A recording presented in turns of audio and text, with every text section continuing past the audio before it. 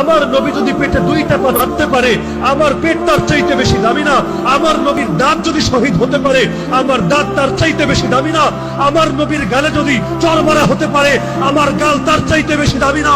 আমার নবীর চেহারায় যদি থুতু মারা হতে পারে, আল্লাহর কসম আমার চেহারা তার চাইতে বেশি দামি না?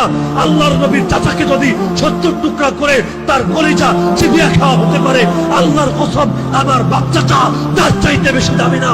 আরে আল্লাহর দ্বীনের জন্য যদি আল্লাহর নবীকে কাবা ছাড়তে হয়, মক্কা ছাড়তে হয়, পবিত্র ঘর ছাড়তে হয়, আমার ঘর, আমার এলাকা, আমার দেশ তার চাইতে বেশি দামি না?